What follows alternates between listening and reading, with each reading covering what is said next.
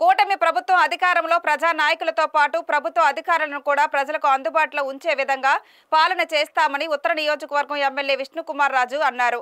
ఉత్తర నియోజకవర్గంలో ఇది మంచి ప్రభుత్వం కార్యక్రమానికి ఆయన ముఖ్య అతిథిగా పాల్గొన్నారు. ఈ సందర్భంగా ఆయన మాట్లాడుతూ గత వైసీపీ హయాంలో రాష్ట్రం అవినీతి మయంలో కూరుకుపోయిందన్నారు. ఒక్క ఛాన్స్ ఇవ్వండి అంటూ జగన్ అధికారంలోకి వచ్చి ప్రజా వేదికలు కూల్చడం, రాజకీయ నాయకులపై దాడుల మీద దృష్టి పెట్టారన్నారు.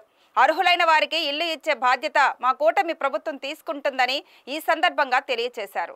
మంచి ప్రభుత్వము 100 రోజుల కార్యక్రమం పూర్తి చేసుకున్న వలన 46వ వార్డులో ఈ గవర్నమెంట్ ప్రోగ్రాము ఏదైతే రాష్ట్ర ప్రభుత్వము మొత్తం రాష్ట్రంలో ప్రతి చోట జరుగుతున్న ప్రోగ్రాము ఈరోజు డిఎల్బి గ్రౌండ్స్లో నార్త్ నియోజకవర్గంలో పెట్టడం జరిగింది. రాష్ట్ర ప్రభుత్వము మంచి కార్యక్రమాలు ఏదైతే చేపట్టారో అవన్నీ కూడా వారందరికీ వివరించడం జరిగింది.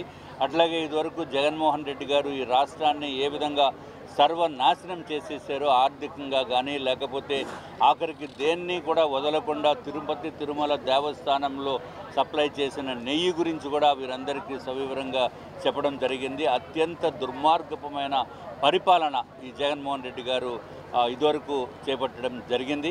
అట్లాగే ఈ రాష్ట్రానికి పట్టిన మంచి అద్భుతమైన పని ప్రక్రియ ఏమిటంటే ఈ రాష్ట్ర ప్రజలు కూటమి అభ్యర్థులకి ఓటు వేసి మళ్ళీ చంద్రబాబు నాయుడు గారిని ఎన్నుకోవటము, ముఖ్యమంత్రిగా ఎన్నుకోవటం జరిగింది. దాని వలన మళ్ళీ ప్రజలందరికీ కూడా వాక్ స్వాతంత్రం వచ్చినట్టుగా ప్రజలు భావిస్తున్నారు, ఎంతో హ్యాపీగా ఉన్నారు. ఏదైతే ఈ 100 రోజుల్లో ప్రభుత్వం తరపున ఏ కార్యక్రమాలు చేపట్టారో అవన్నీ కూడా వారందరికీ కూడా సవివరంగా వివరించడం జరిగింది.